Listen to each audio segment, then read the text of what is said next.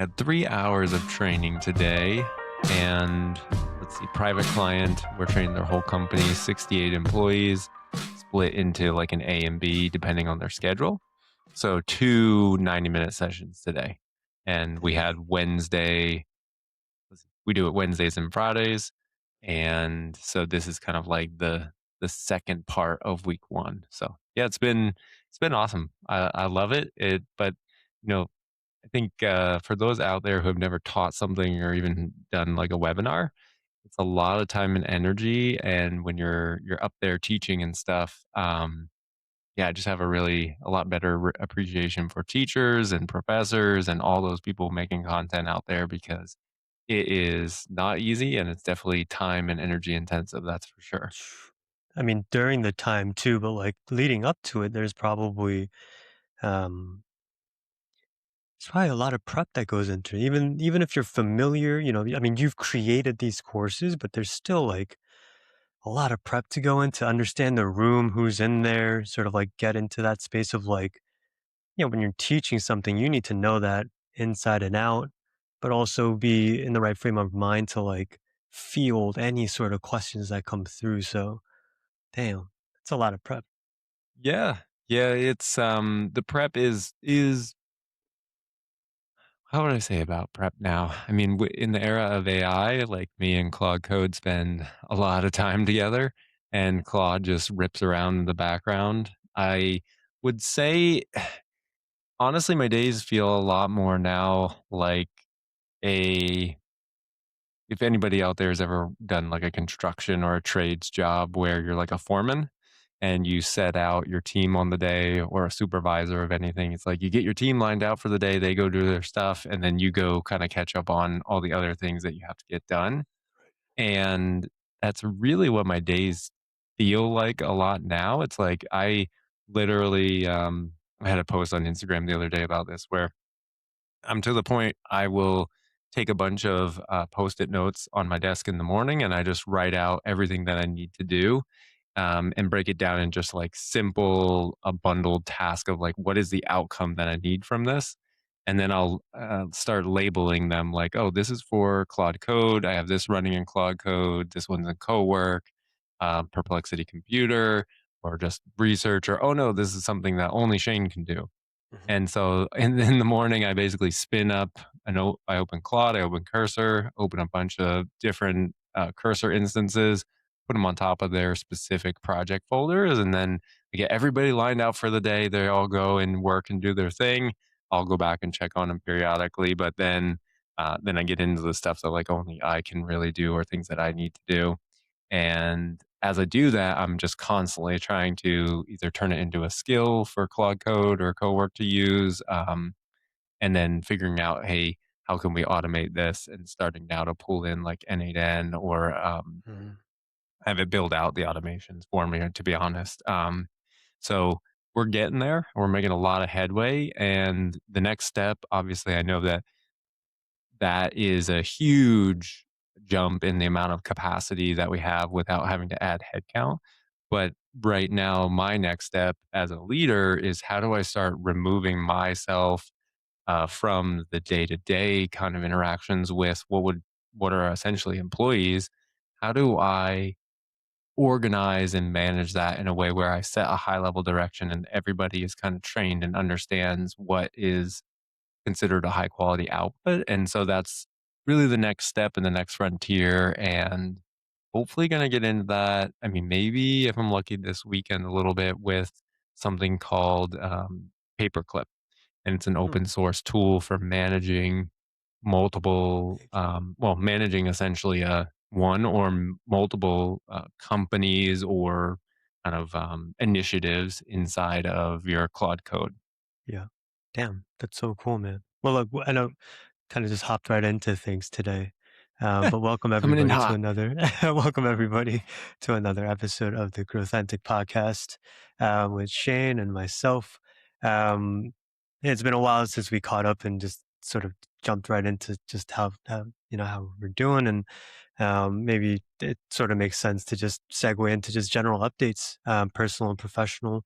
Um, Man, but the stuff that you were just talking about so interesting where you're essentially building agents that take skills, aka processes that you've built, and now you're de facto this kind of operator at the top level, orchestrating and fine tuning what these agents do. At times, a lot of these agents can be QAing each other's work. But that's super cool. Can you go into what Paperclip is a little bit more about? Have you dug into it? Like, do you have kind of a sense of what um, that's capable of doing for a business like yours? Yeah. So I've dug into it at medium level. So we're like at the implementation phase. I'm trying to understand the risk level with it. It's an open source software program and it's out there on GitHub.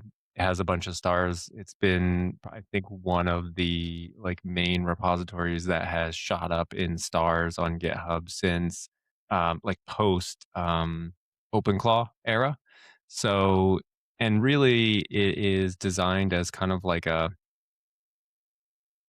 would call it like an infrastructure layer or almost like an org chart management layer. So that way, because the person who created it, I listened to a podcast that he did, and he said essentially, I would just spin up, a dozen or more Claude Code instances, and I would be running, and they would all be doing different things, and I would need to manage them and coordinate back and forth, and try and like organize kind of the chaos, right? And you as the operator become the bottleneck, and also it's very taxing to manage, like, again, back to like a construction team. It's like if you're the foreman out there in the field for the day and you got 12 people working on all different trades for you, like it's a busy day, like a lot of credit to those folks. And if you've supervised or done anything like that, it's a lot of work and brain power.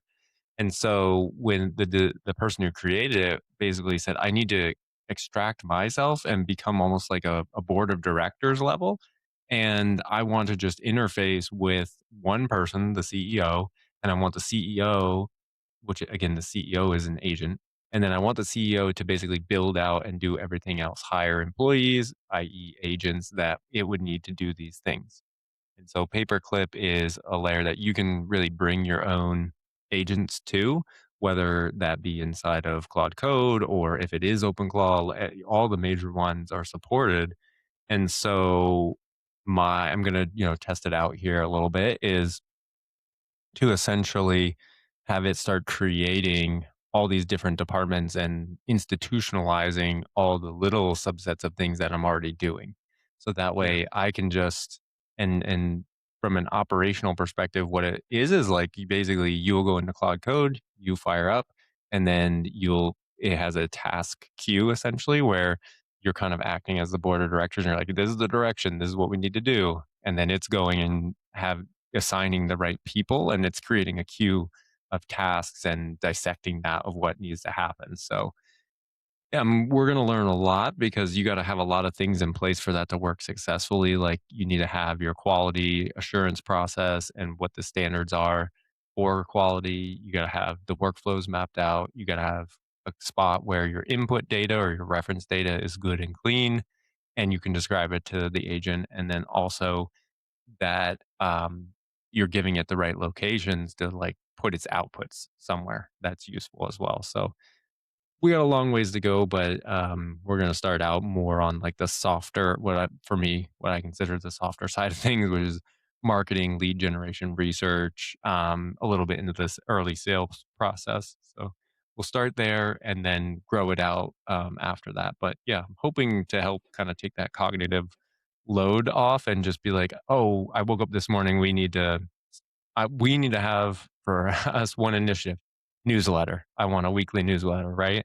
I can just say weekly newsletter. It will already have all of our context of what we do, our offers, how our brand voice, our brand tone, all of that. And that's work that we've been doing over the last 16 months of building all that out. So it's there. We just got to organize it and give it to it.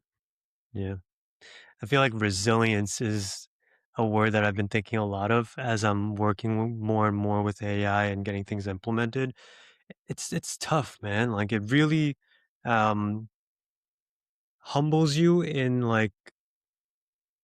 in your assessment of how solid your processes are and your thought processes. And Yeah, there's been a few times where I've had to scrap an entire, like, tool or, a web app tool that I'm building. Like, I've had to scrap maybe a couple of times just because the output really it showed that the process and the foundation was so shaky to begin with, but not, giving up at that point. That's why I bring it back to resilience and just trying to go down to your foundational layer and making sure that you're approaching it in a very systematic, step by step, sequential, leaving almost no room for misinterpretation sort of way. And yeah, with new technologies, like you're gonna fail a bunch of times. Um, and for me, like, yes, I'm progress over perfection, but once I get more and more progress, I start to like to perfect things, and sometimes I get in my own way of like trying to put like band-aid solutions on things without like fixing it at the core of the issue.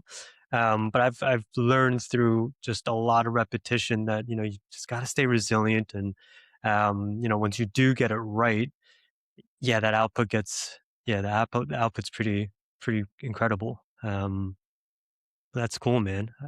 Can't wait to hear more about how that all comes to be. Like this idea of the company of one is just man, it's popping up everywhere. I think you and I are sort of living it right now. But I don't think it's going to be an easy thing, man. Like, I'm trying to be real with myself. And I think we're getting so caught up with like how amazing AI is. But once you start implementing it and when you're trying to automate a lot of different areas of your business, you realize like it takes time to do it well, with a lot of high confidence in the quality of the outputs. Yeah, it's doable for sure, but yeah, I don't want to paint a picture to folks out there that this is just an overnight thing. Like it takes a lot of time, and having to keep the business kind of running while you're doing this at the same time as a company of one. That sometimes can slow your progress as well. Definitely. Yeah, it's not. Ah, man, it's such a dichotomy, right? Because it is so powerful, and I had some clips on LinkedIn and got some interesting comments of people being like, "Hey, this is it's not magic, it's a tool. Like it is, this is like a chainsaw that I take out and I cut a tree." And yeah, and that's how we kind of teach it. It is a tool, right? But I think if you just look at it as like that, you're missing 99% of what's available to you with it because I mean it's getting to the point of super intelligence here, and yeah, it is a tool, but it's also extremely powerful if you know how to use it. And it's kind of like having a it's not really like having a chainsaw and going out and cutting a tree. It's like having a programmable robot that can go out and get the chainsaw and cut the tree and then stack the logs and then put it in the truck and then drive it over and then put it in where you want it and then split it. Like it's so much more. And I do when we teach our classes, it's very much like foundational elements and frameworks first. And so getting your prompting skill down, understanding communication is critical, input quality is extremely important, and understanding your workflow, your process, your data, all of that, yes. But for those out there that think that like this is just some cool chat tool to return, a research or analysis report for you, yeah, but you're not really like you just need to learn and get educated, and then you'll start to understand like the true capabilities of this. And to me, it is super exciting, and it's something that we're literally, I mean, and it's not this is not something that I'm making up or overhyping here. Like these are day-to-day stories. I literally have two of them right now. One is there's a story that just popped this week, I think, about a two-person billion-dollar run rate company. Yeah, I mean, that has never ever historically been possible, but it's out. It got announced, I think, this week. And so it's in the like medical sales space or like yeah, so it's like a med tech sales kind of company. two brothers. They're on pace to do 1 billion in annual revenue. Like, it's insane. And so for people who think like, is it chainsaw? Yeah, yeah, yeah, it is. But I mean, it's a 2 billion. Or I mean, it's $2 billion company now. Like, and that is only going to get more pervasive in every industry and every facet of life. So like, it's coming. And so you have that instance of the amount of output of value you can create, like GDP of 1 billion on two people. Okay, so now a more tangible example for us in the engineering space. I just had a conversation with a customer who went through our training program. We have kind of a very detailed integration blueprint of, hey, if you do these steps in your company in this fashion, start with forming an AI council, then get them trained. Then you go through, you map out opportunities for pilot projects. You surface those through a ranking process, and then you attack those, and everybody goes in and attacks it. And then you get the rest of the company trained in parallel. They started executing that. And within 2 months, they now took one process that used to take over 40 man hours. So, of an engineer's time, which is not a insignificant amount of billing rate or an overhead rate. Like, they're a highly skilled knowledge worker in the US. They get paid pretty well. Those 40 hours are now cut down to 6 minutes. Like, and then the schedule of that would have been spread over 2 to 3 weeks. So something that used to take a human 40, probably around 40 hours, maybe longer even, but over the course of 2 to 3 weeks because they're doing other things, is now the click of a button in 6 minutes, it's done. And that's only going to get faster. So you can't sit here and tell me like you're hyping this up, or, oh wow, it's all like overdone, like this is just a tool. Yeah, but it is so much more than that. And yes, you do have to start at the foundational level to understand it, but the amount of headway you can make in just a matter of months right now, if you are tactical about it and you put a plan and you go for it, it's incredible what you can get out. I bet you are like talking to, well, just through like your trainings, but also um, given more of your outbound marketing efforts. Um, I'm curious, like, I'm sure you get some prospects that are interested in what you provide and the value that you're able to offer. But do you also get um, some bad bites? And what I mean by that are like potentially like wrong deals. So it's sort of unrelated to AI, but I'm just curious, like as we talk more about like general business updates and what's been going on, because this has been on my mind a little bit too. Um, how are you with like saying no to some of those prospects who might like not be your ideal customer profile, um, given, your involvement with, enabling AI usage in companies, but yeah, more so because I feel like you've probably been talking to more and more, um, a wider client potential base, right? Are you have you been saying no to any of those deals, or are you sort of kind of rolling with the punches, kind of saying yes and figuring it out on the way? I'm just curious how things have been going on that front of your business lately. Yeah. I mean, it's interesting because AI is kind of digital right now in the sense of it's pretty much zero or a one. Like, people, as it relates to what we offer, right? Like, it's like, are you ready to invest in training to further develop your skills for AI? And a lot of times when we're doing cold outreach, the answer is no thanks, like not interested. For whatever reason, we don't really get a lot of that. And then for those that are interested, it's a pretty straightforward process from there. I will say there are some people in the middle who know that it's important and want to move forward. But we had an instance where I met with leadership at one company, and they said, well, we have these processes in accounting that we want to really like automate and want to leverage AI for. And I said, okay, that's great. But our standard process is this: like, we have two tracks. You either go into our training program that's more of like a cohort style where there's people of all different businesses and functions in there, and it's 8 weeks. And we have our spring one coming up on April 28th of this month. And then the other option is we set up a one on one engagement, but I don't do any one on one engagement unless we do 4 hours of training with your leadership team right out of the gate. Because what happens is somebody can go and say, I want to automate these processes in accounting. Then that's great. You can go find some, and hey, we have plenty of vendors that we work with and that we'll refer you to. I'm happy to do it.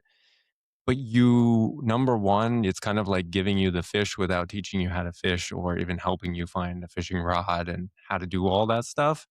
But also, you're missing so much of the current potential productivity gains and capacity increase by shortcutting just to one workflow. And, you know, each person, as you become empowered with the tool, you start to unlock new things for your personal life and your business, and also just do more with less or your current amount of time. And so, time and energy. And so, we've basically said like, this is our hard stance, and like, these are your options. And, Yeah. some people have chose to like, hey, we need to go back to the drawing board and kind of reassess our methodology and say, "Hey, that's fine. Here's our playbook." Literally, the clients that we have that follow it to a T, they took it, did it, and now they have a process that literally has the productivity gain on it is a 320 to 1 ratio, like a 320 x productivity gain on one process, 40 hours, 6 minutes. So I know how to get the results and have that. And if you want to talk measurement and ROI, it's there. You just got to pick a process and then you got to measure what you currently spend on it and then condense it down. But we definitely see people that, you know, are not necessarily aligned with how we want to integrate it. And the reason why I've set up our program the way we have is to maximize impact, but also I spend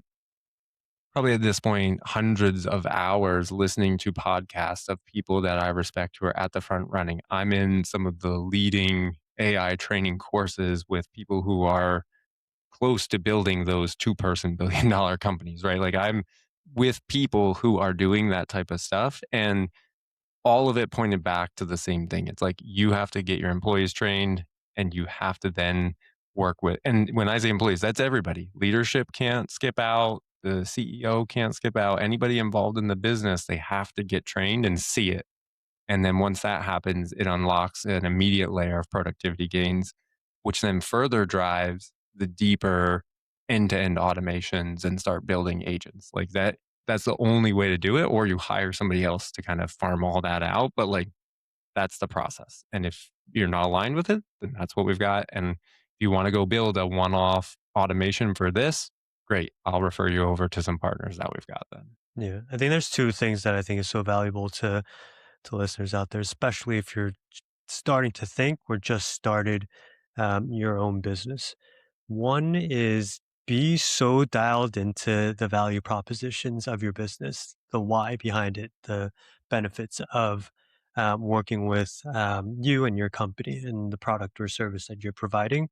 You can sense that from Shane. And it's not just by chance that this happens, it's a lot of quality input that goes into his mind, into his heart. He's really driven around this, and it comes out when he talks about it. So I think that's just a really valuable takeaway, is to just be so sure of what you are able to provide your potential customers, um, that it's almost a no-brainer for them. And then the other bit is, and this one's a little tough because I think you experienced this. I certainly experienced this in the first 12, even I'll say the first couple of years of striking out on my own. It's sometimes it's better to say no to deals. Like the short-term economics it might seem really nice to get that client that might be super high touch, paying you a boat ton of money.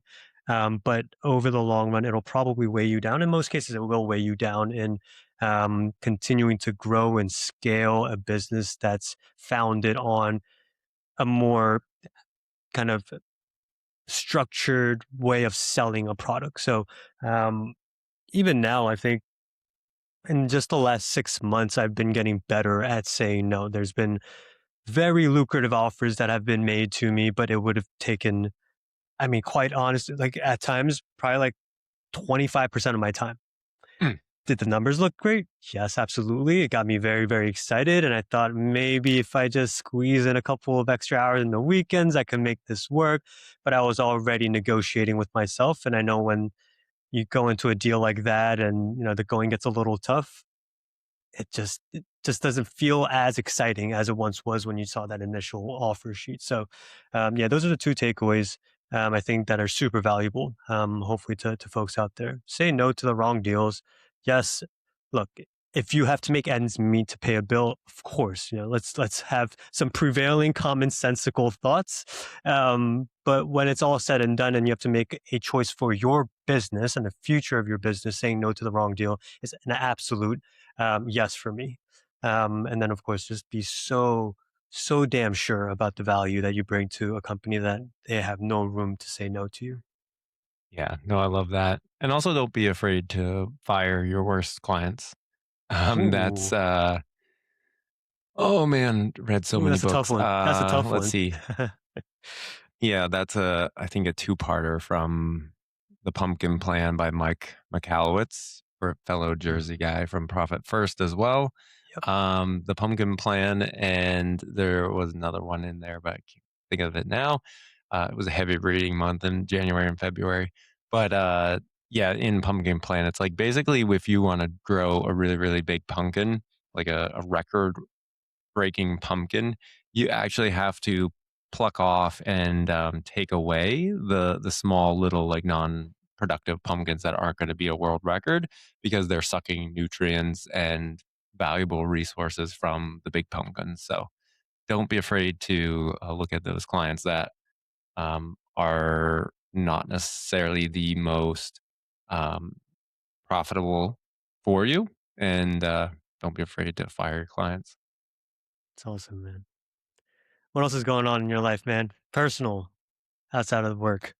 Yeah, I think I'll give a personal, and then we need your work and personal updates too, because I'm Sure. curious what's going on with your business. But on the personal front, coming out of a little bit of spring kind of vacation season, it was a choppy first quarter in the sense of um, have a ski trip that we go on every year, beginning of March, kind of end of February, beginning of March. So that was a pleasant, amazing trip this year, and then we went down to Florida last weekend to check out Disney with the kids and my parents and my brother and his family. So it was a really nice time. It was a great time to get away. And my takeaway there was it's really working for yourself and being an entrepreneur.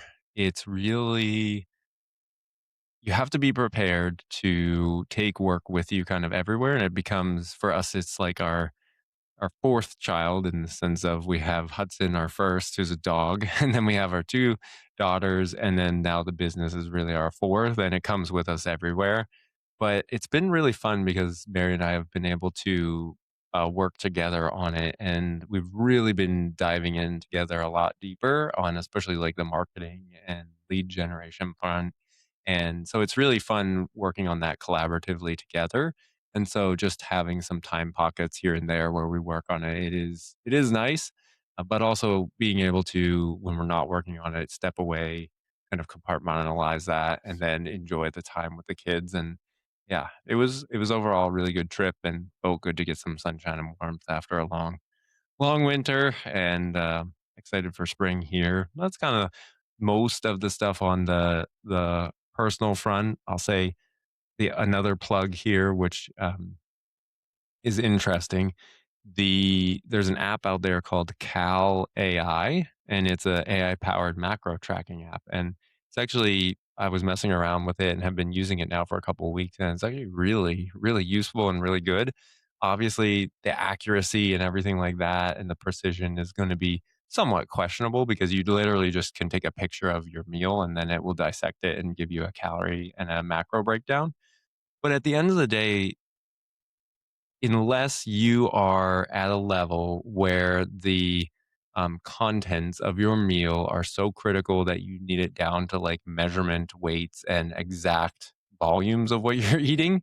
If you're just at the point where you're trying to understand whether it be macros or whatever for building muscle, losing weight, cutting fat, whatever, right? Or just overall health, like this is a great tool and application for that.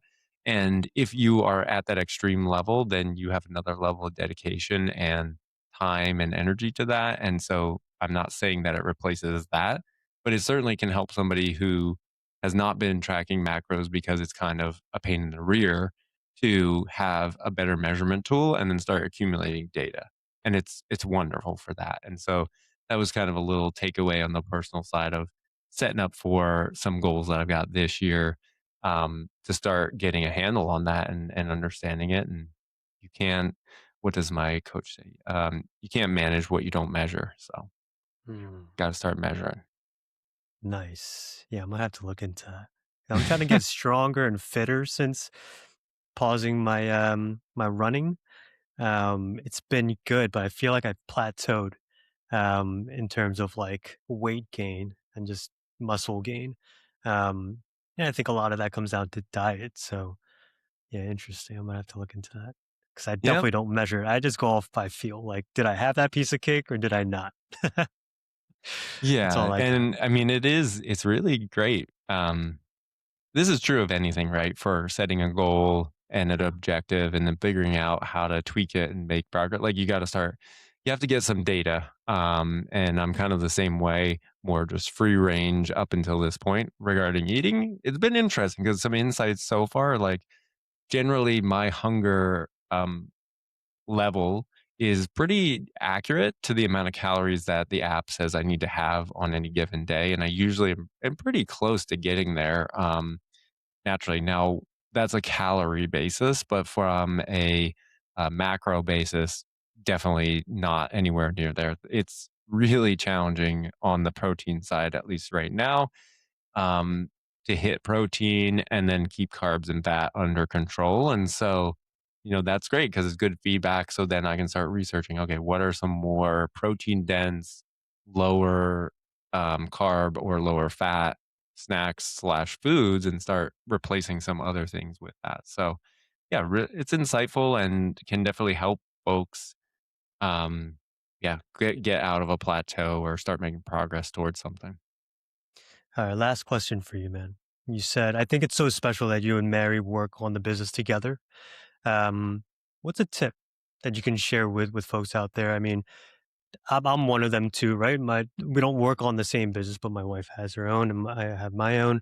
What's a tip that you can share to help couples, whether they're working on the same business or not, to not to still maintain a healthy relationship outside of the business? Because I think you and I can both attest to it that when you run your own business, it's hard to ever really shut it off. Um, unless you're forced to shut it off for some reason. So yeah, do you have a tip that helps maybe you and Mary or that you've learned over the course to help manage, this is outside of the business? Like, can we shut it off for a little while to focus on us as two humans outside of Obnovit? Yeah, is there any tip or any tricks that you guys have used to sort of take a breath outside of just the business and be just Let's Mary and see. I Shane? would say that it comes back to communication really in all cases and getting things out of your mind, and whether that's verbally or written down, or videoed or however you want to communicate it, right? But I think so much of it is the issues that can arise are when one or both of you are storing things mentally and kind of holding them in instead of getting it out and getting it on the same page and working through things. And we've, had to work a lot on that because there are a lot of different emotions that come up with working on the business and working for ourselves and all of that. But I would say the biggest theme that we've picked up on is anytime you get something out of your mind and talk through it, usually that produces much better results as long as you're kind of approaching that conversation in the right way.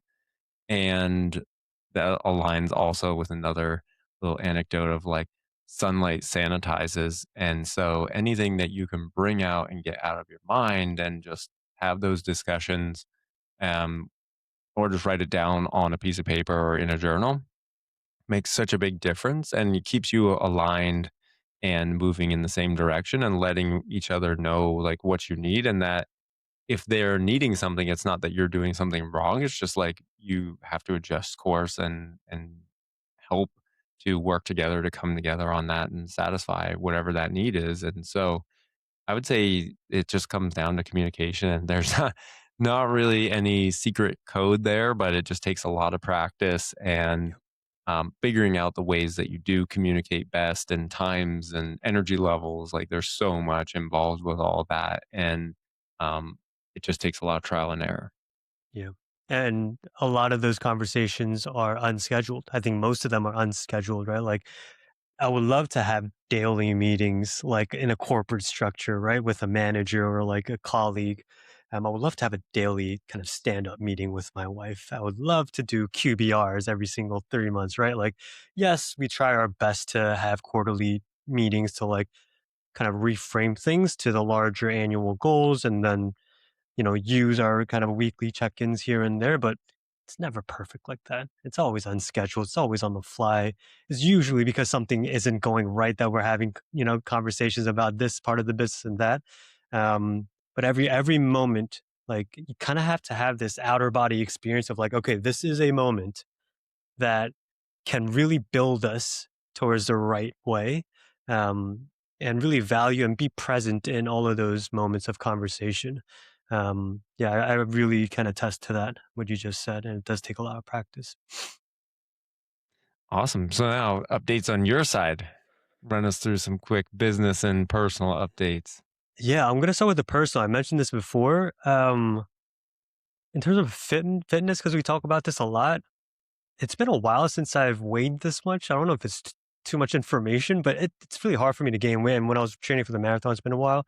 It was hard for me to gain weight, but man, it's been how long has it been now? Almost 6 months since the marathon, and been working out pretty much every day, eating relatively healthy, and I feel so much stronger and fit, which is it's so strange to think that like now when I look back at my training block during the marathon, I don't think I was eating enough. I probably wasn't training.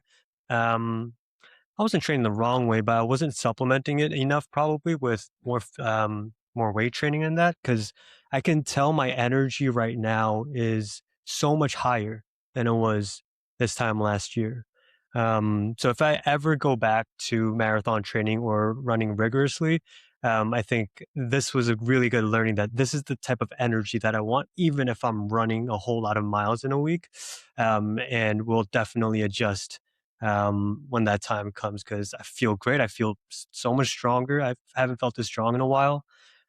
So yeah, that's been a fun little side journey of mine just to like see that bit of growth. So again, like we always talk about, that fitness side of things kind of fuels being able to be your best version to lead your company. And it's no surprise in correlation to just like being very diligent about my fitness that and my faith primarily.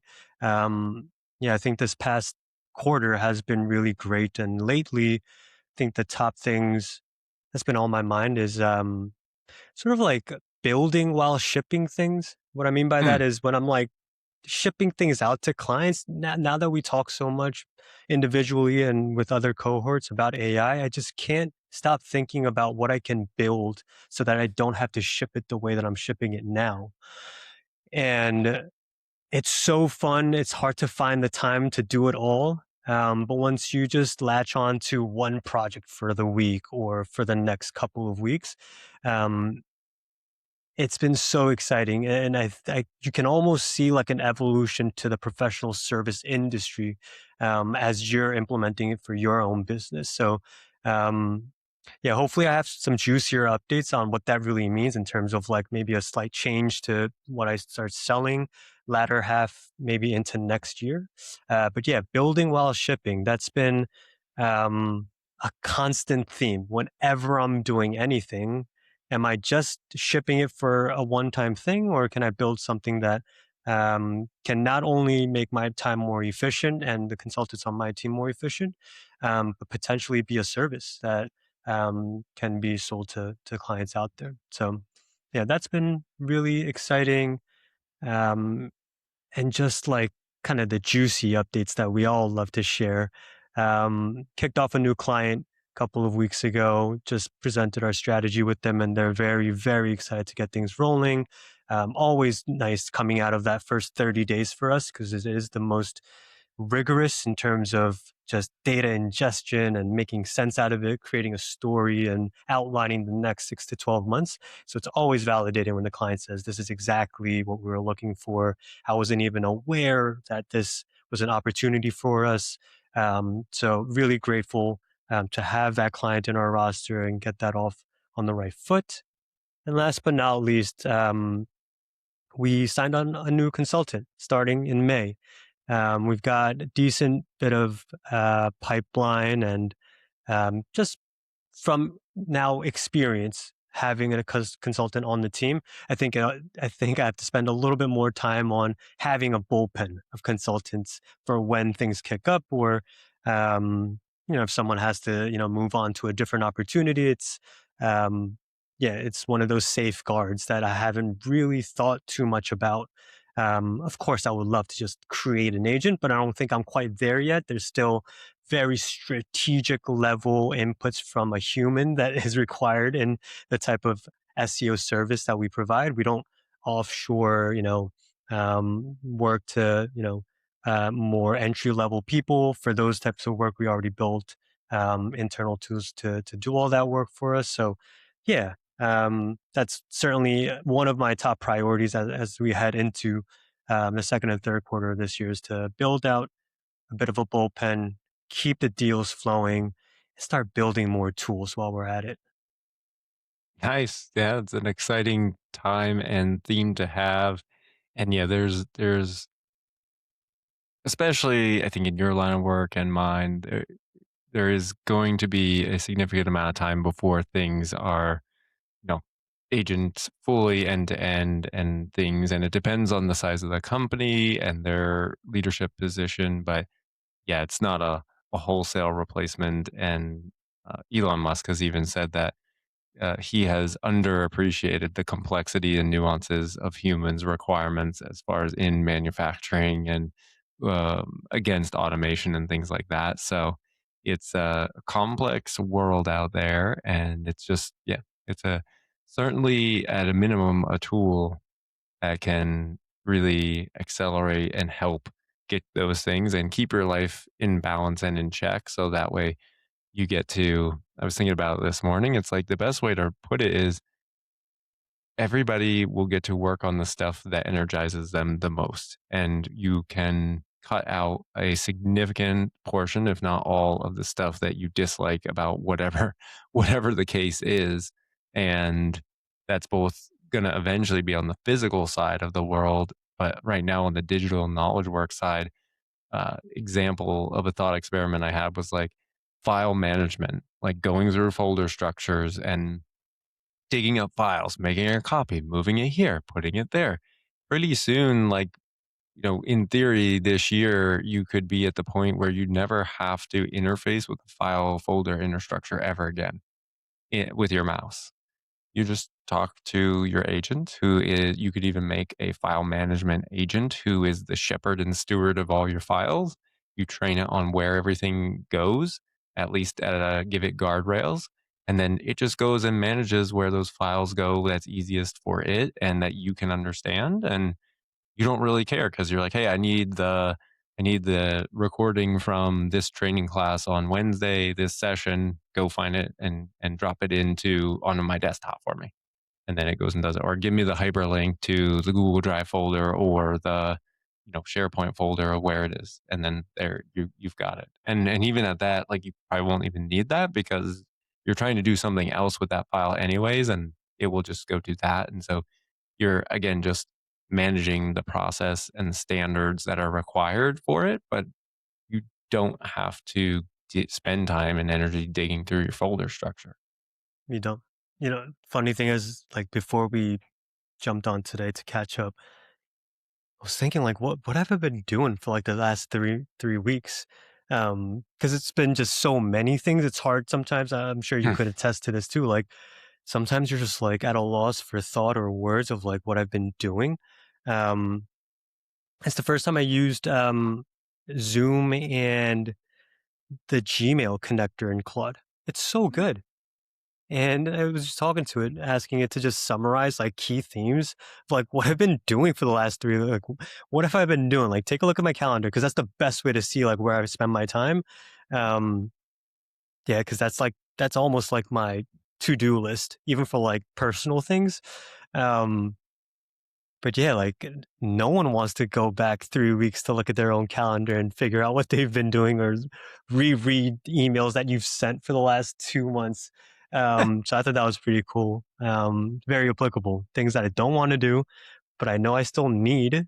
Hmm. And it was helpful to just like get my mind in the right frame of like what did I do the last couple of weeks, just so I can share a little bit what I've been doing. Because man, my head's been in 1,000 different places every minute and yeah, I really needed that today. Yeah, you're not kidding. I love the real time feed. I mean, and this again, we're just kind of touching the surface here, but I just go back to this tool reference and it's like, man, well, this is another example. For instance, after I finish either a sales call or a training session, I now have it to where the transcript and the recording get dropped into a folder. And then I have a whole skill now set up in Claude Code that does a whole bunch of things. But one of the subsets is it does a scoring based on, I put together some of the best trainers, digital trainers out there. And so this contingent of five of them go in and review the transcript and say how it went, areas for improvement. And so I can, before my next session, I click a little HTML file, opens a dashboard and says, oh, you were at sometimes my sales calls are like a 6 out of 10. And it's like, these are the things you didn't do this, this, and this. And so now I know in real time, okay, when I'm building that muscle memory a lot faster, whereas before, like I would have had to do this and then send all those videos to a consultant who was an expert in, webinars and delivery and training or sales or whatever. Right. And then they would have to analyze it and send me feedback. And that would be like probably a few week loop, if not longer. And now I can literally have it sitting there when I'm prepping for my next one. And then if there's feedback, like we take surveys, okay, well, all the survey results, we can take those and feed those into the next lesson. So each lesson is getting better the way that I present it, as well as tailoring it towards our specific customers and audience. So just incredible. Yeah. It's unbelievable what you can do as far as optimization. Oh my, and God forbid I have to listen to myself talk over and over again to spot things that I have to fix versus just having an AI just telling me what to do. Yeah, I would take that any day of the week. Yeah, I mean, all types of opportunities for optimization and improvement. If you're willing to look, there's no more excuses about not knowing, not having time or energy, 'cause these things can run in the background now. For sure. Look, I just had this one thought that I wanted to share. It always sounds like, we're working 12, 16 hours a day. And sometimes, like for me, the last couple of months have been quite like that. Just really intense weeks, a lot of hours burned. Um, and I just want to make sure that, we're all kind of looking out for ourselves too, especially the entrepreneurial world where like, it's almost romanticized to Hmm. be working crazy hours. It's whoever logs in the most hours is going to be the most successful. And look, that might be the case at times. So be it.